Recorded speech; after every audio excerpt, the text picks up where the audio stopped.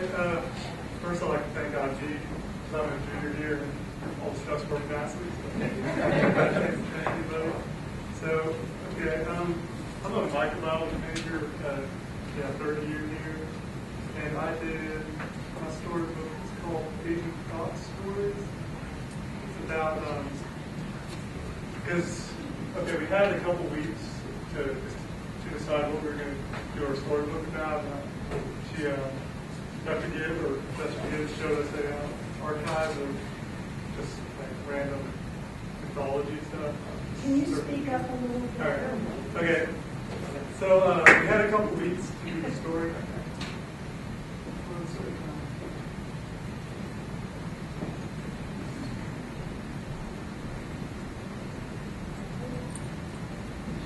Okay, that's this is the schedule we followed for the storybook. Got a couple weeks to decide. So during the brainstorming, she showed us some archives and stories and archives of mythology. So that's how I sort of found out what I was going to write about. So I wrote about Asian thought stories, is what it's called. They're mainly Chinese and Japanese stories. There's because the foxes and those are similar. This is my introduction. You want some background on it. So for this class, we wrote 3 or 4 stories, and we got to choose. We got points for more. But so I wrote 3 stories. We're using Google Sites for this as a nice background. And you can. What's really nice about this was that you can change anything, like choose the background, the font, the placement. Just you don't need to know any HTML or anything. It's like a Word document almost. So I'm not quite sure what to do here. My first story. I don't think you can read it here, but you can get to the bottom. You can see you can input pictures and stuff. And I was going to talk. Since I was going first, I was going to talk a little more about the experience in general for this class. It was like the guy said, it's all online, so you can. So it's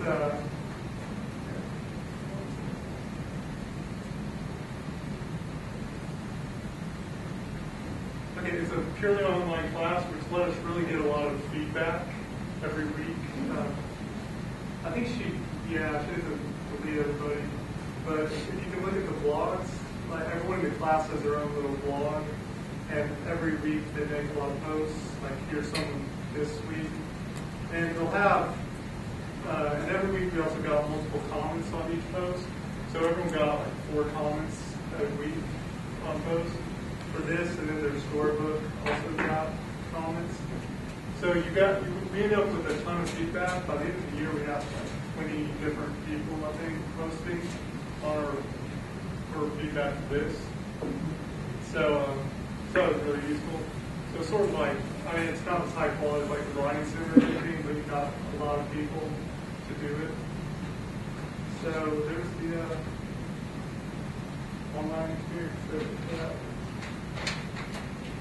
And these are all retellings of original stories. Yeah, I have a couple questions. Which program did you use for the blogging? It's a meme. Name. She actually subscribes to it. Okay. And how was the blogging part of the course? What was the blogging? Okay. Every week we had assignments every day. We did an introduction to campus. We did an introduction, like background knowledge that we knew. Then every week we also retold the story, because that's what we did in our storybook. So every week we had practice retelling the story from the book that we read that week. So the retell is just like take the old story and like retell it, like all stories. Mythology. So it was graded. It was required. The blogging was required. Yeah. Okay. The blogging was the course. That was most. All right. We took reading for this over the actual myths that we read, and then the rest of the course was blogging. Basically, the retelling of the stories and questions, some blog posts, and then we were also rich on comments on each other's blogs. Yeah. And then the storybook was kind of like the first act. So it was very Okay. It wasn't difficult to get an A, but we just did the work. Yeah. And the Ning was the blogging Yeah, site. it's just what we used to do. Thank you so much. At the end of this, I'll pull up her website for you so you can see what it looks like, and then you can take the URL and go back and look at it. Laura has tons of websites that she builds around all of her stuff. Everything is open and out there. She does use D2L for things, but everything else is on the web. So there's a ton of sites, but we'll point you to the ones, and you guys can take a look at them when you're back to your spaces. We did readings and everything. Okay, so can you talk a little bit more about what was the assignment for the storybook project? Okay, the storybook itself. Actually, yeah, we have a little more. We'll go together because the things are connected. So.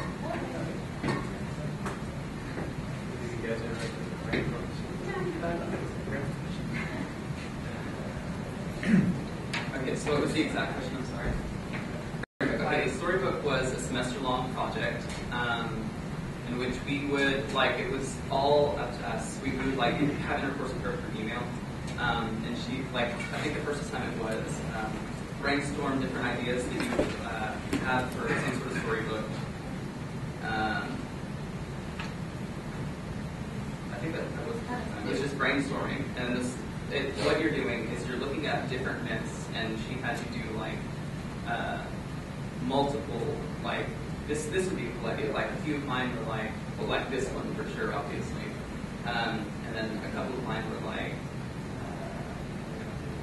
It was basically it's a theme that's going to carry them through. So we're studying mythology based around the cultures, but then when we were retelling ours, we were going to choose the story based around the themes. So most of us chose also a framing story with certain characters that were followed all through the four of them.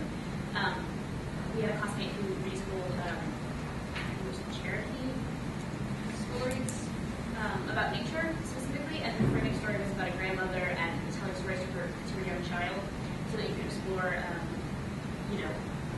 greater themes about the significance of the mythology as well as retelling the stories.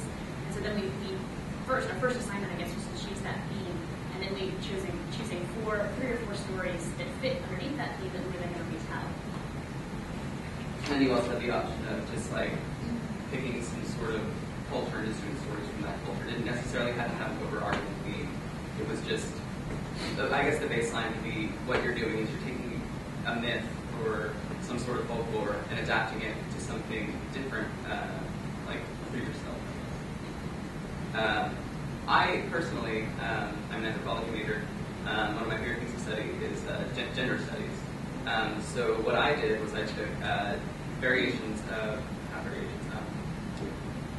different versions of female myth, where do women show up in culture? Where do women show up in the myths? And what I did was I took different, dark myths that were based around women. So the first chapter, Death, is about banshees. Allure is about sirens from the Greeks. Grief is about La Llorona from Central America. And Hunted is about the English hag myths, the nightmare demons. And then her story was a little bit different. Ours are connected at the end, and that's where we're coming together. But we sort of chose similar themes. I chose, modern day monsters, the ones that are still significant to us that we still talk about. Because I was really interested in the way that we are still generating our own mythology, so that we still have our own versions of these stories that we're studying. So I wrote about hunters that hunt supernatural things. The first story is about a vampire. The second is about a demonic possession. The third is about... There is another word for Wendigo. Oh, a Wendigo, which is a shape-shifting creature that eats humans. And and the last one was about a man that was turned people by his circumstances and was using a supernatural creature to kill. So it was kind of expanding the definition of what is a monster and things like that. But we chose to kind of have our characters cross over and connect our framing stories. Okay, so mine takes place in the basement of this library.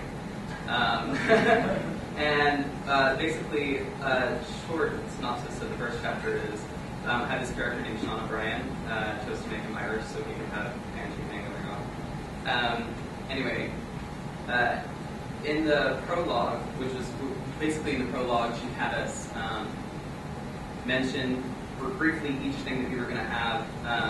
And so for him, he's busy trying to write an essay, but nothing is coming to him. His final speak, he has nothing done. He's kind of having a little bit of a freak out moment, which happens a lot.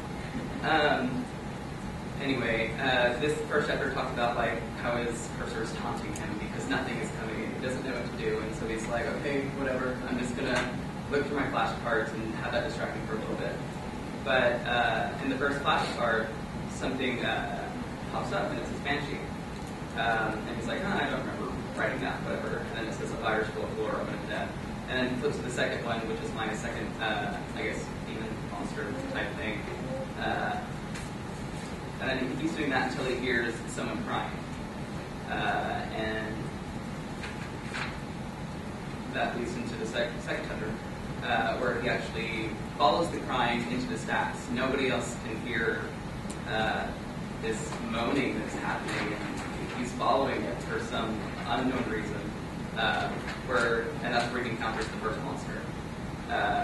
So basically, what I did was I looked up Banshee myths and like compiled them all together, took my favorite aspects of them, and created basically a new myth based off of the original. It was a really fun process. I learned how to write a lot better because through her email discourse, she'll like go over it. She went over it with us and said, "Oh, I guess this isn't the wrong tense. This is grammar. This is this." And I actually learned a lot about like how to write in certain, I guess stylistic manners. But yeah. Anyway, the reason we're up here together is like after all this, the first 3 chapters, he encounters these 3 demons. Then he wakes up and it's a nightmare. It's all a dream. And it turns out that the thing that is causing his nightmares, the thing that is causing these hauntings in his sleep, is actually the hag demon. And if you're throughout the last chapter, you're like going back and forth, like, is this real? Is this not real? What is this hag demon doing? And you realize that that is the thing that's real. Everything else is just part of the dream, the nightmare that she's giving to him, which is where she comes in with her hunters. And what I did was I took her characters from her story and kind of created a conversation. So at the end, her characters come in here and kill the real demon. And I actually linked it back to her story. So when Laura finished with mine, they would learn more about hunters through hers. And I did a similar thing at the end of the arc for hunters. They a way to show that they're moving on from the final conflict, I guess, is for them to go and contact him and continue on with their hunting lifestyle, I guess. And we just thought it was interesting or important or different to connect them together because, like we said, this class was all about engaging in the process of mythology. So these stories that we were studying in this class were never meant to be studied like literature. They were never meant to be studied in a traditional classroom setting. So this setup is really perfect for this subject, though I think it's probably a strong approach for any subject, but it's perfect for mythology because it allows us to partake reflexively in what it is to create mythology, what it is to talk about other people's mythology, to share in that. It's always been a social thing. We're basically virtual bards, and they gave us a chance to do that out in real space. I mean, these websites exist out where other people can see them, and maybe they won't. Maybe it's only people in our class, but it's open to the public. So we were all aware of that when we were creating them, that this was something we were doing. I think it actually made us write better. Having other peers, I guess, looking at it, and the fact that it's open to the world. Like, I don't know, take Facebook for example. Some of us are really careful with what we put on there. So I guess in order to make us look better, we made our stories better, and we're more involved with our work. Since your work is open to the public, did you get any feedback from the public? From the public, I think Laura messaged me, and she told me that one of her colleagues was into like zombies and stuff or something like that, and she referenced her, and because I think she read it. I don't know. I haven't gotten much feedback up from the students, but Google Sites is a huge database, so finding that. But it has inspired us, or it has inspired me anyway, to think about these kinds of projects as things I can do in my personal life outside of class as actual projects. That it's really exciting, this work with mythology and this work together. So I've actually already used the knowledge that I learned in this class from Google Sites in my personal life. Right now, my friend and I are writing a story going back and forth with our posts, like using Google Sites. Is Google Sites pretty easy to use then? Or Oh, did you it's find it extremely very- friendly. So did she sign you up as a, do you have to get Google an Sites is account? free. or- Gmail's free. If you sign up for that, then you automatically have access to Google And you Sites. can just start typing basically. It's basically But a student does have to have a Gmail account before they can access it, just like Google Docs. Right. right, and so what Corey was saying about social media, I think another really strong point about this kind of class is that we felt freer to give criticism and to give praise in, I guess, realistic terms in a way that we wouldn't have probably in a traditional classroom setting, because it was all through the blogs, it was all through the Google Sites, and so we're used to this method of communication. We do it all day long in our daily lives. We're in class, things we shouldn't be, but we're very, very comfortable in these settings. So I really feel like it enabled just more genuine discussion than I've had in a traditional setting, and of course more of it, more feedback, and I was able to read much more work from my fellows in the class than I would have been able to in a lecture-based class. Even when you write from those homeworks and do discussions or you're critiquing each other's work, it's never there's never time to read everyone's, and having the freedom to do it outside of that traditional setting made me actually want to, and made me interested and gave me time to do it. So another factor is time. Of course, you were able to work ahead, and that's something that I really liked. I didn't take advantage of it a lot, but when I could, it worked. I worked 40 hours a week, and I'm a student, so that in itself made this made the class easier to get into my schedule. Can I actually start based on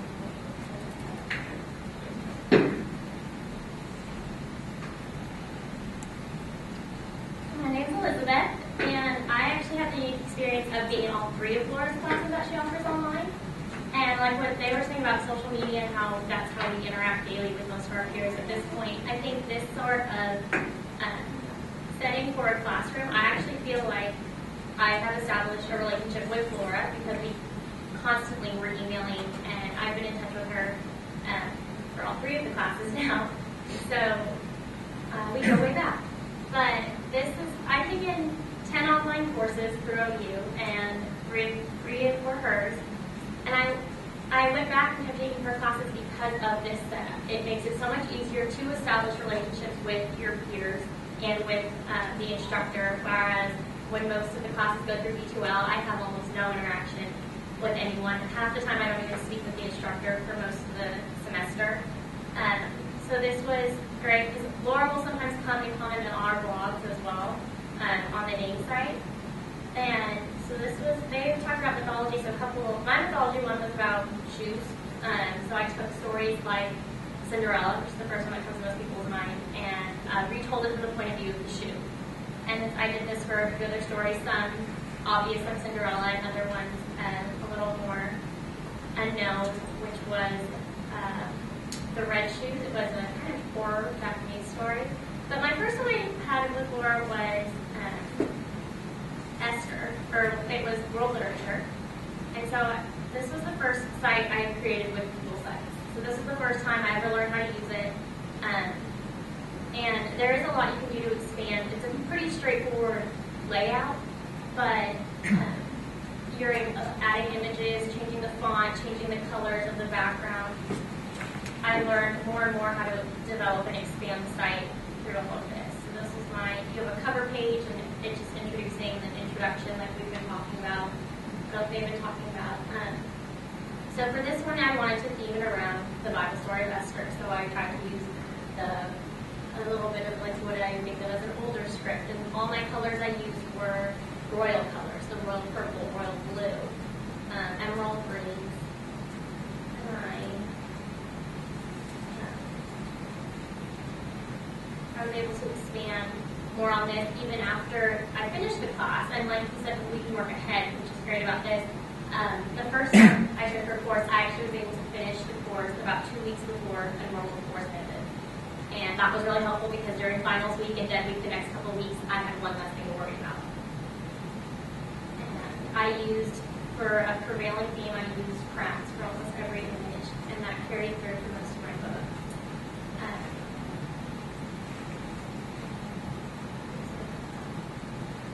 My second one, she teaches an Indian epics course, and this is, you can see how it's a little bit of a different layout than what I did for my first one. So there are different ways that you can organize and structure the websites, and now I've been able to use this for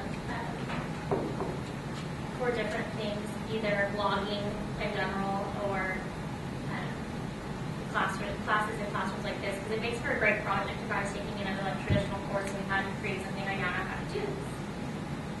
So her Indian epics course is a little bit different. It's all about, I based this story off of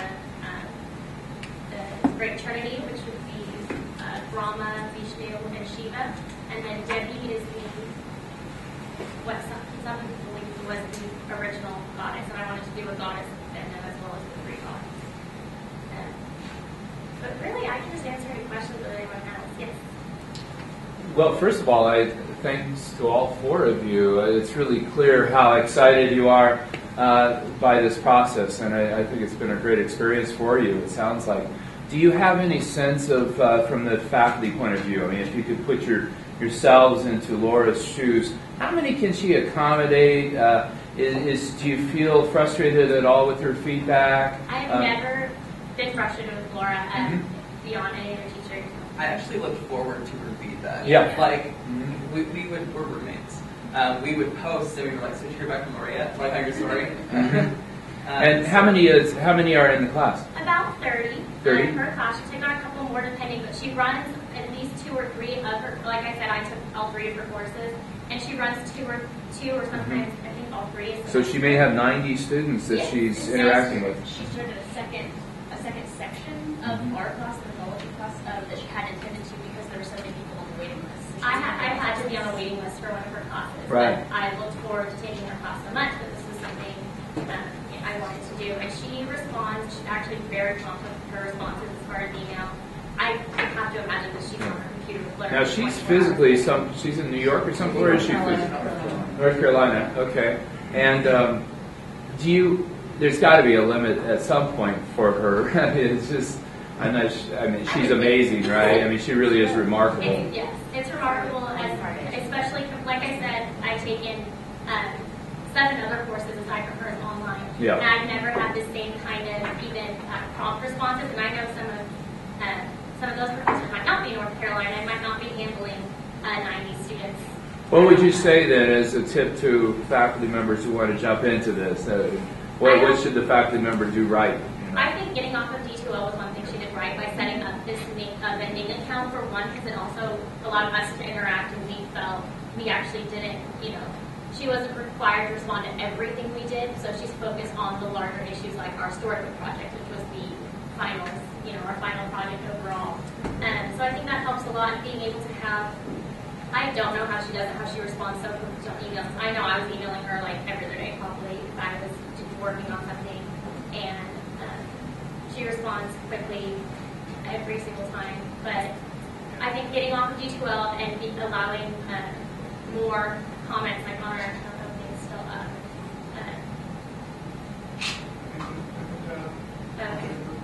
Commenting on our pages, that we were able to, it's instant, like Facebook or something like that, it's an instant response. It doesn't always have to be an email that she is communicating with us. Have any of y'all used the blog native to D2L to compare? I don't think so. The one you post on? No, blog. There's a D2L blog. I do that. So. Just curious. You're not talking about the discussion board, right? No, there's an actual blog. I'm the D2L administrator. There's an actual blog tool, but I try to get Mark not to use it because I don't like it myself. But yeah, it's not a blog. It's really, in my view, I mean, it's not a true blog. It's locked down. It's one blog per student, not per class, and it's very limited. It's nothing like even Blogger or Name, nothing that's comparable. I think the thing that she did right was the class is very structured. So she has it, I mean, completely planned out. Every week we have a certain kind of assignment the same day every week, and they're due by a certain time. Nothing changes, and I'm sure she's had it that way. She's tweaked it over time to make it perfect, but especially with the storybook projects, I mean, you knew from the first day of class exactly what you were going to be doing every day for the rest of the semester, and she did too. So it allows her to know when she's going to have to give feedback on certain kinds of things. She had a Google document that was the storybook stack, so we could tell, you know, she was still working on grading it, that she'd gotten it, and was working on grading it, so nobody was like freaking out asking if she'd gotten an email or whatever. This is an example. This would be our this is our homework list essentially. So we go from week 1 to week 15. And like I said, the first time I took her class, I think I stopped at week 12 because I had enough points and I finished all the assignments. So that's the great thing about having this structure is I was able to work ahead because we have weekly. This is actually, I'm going to do the Indian ethics because this is set up a little bit differently.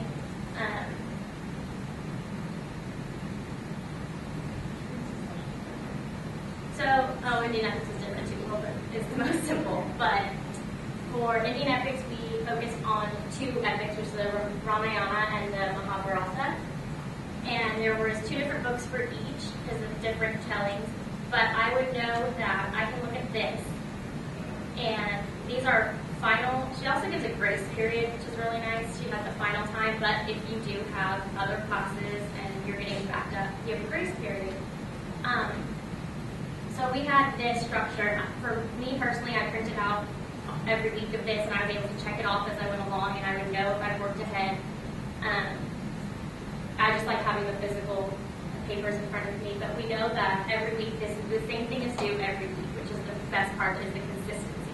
You're going to have, it's going to be a different story or a different reading, but you're going to have a reading quiz, you're going to have an essay, some sort of either answering a discussion topic, or in Indian ethics we have character essays where you take a character and analyze them. And then you have a blog post, which is a retelling of some part of some story or part of the story. So I know that every week I have those things, and I have to respond. Some things you can't work ahead of time, like the responding, because you do rely on the other students for that. But other than that, you are able to I could finish most of my week's work in one day because I knew exactly what was due and what I needed to do, and it was the same thing every week. I think that helps a lot, whereas I know for some of my other online classes, I have to check back and figure out what am I doing almost daily. And hers, I knew exactly what I had to do, and I knew when I had to do it.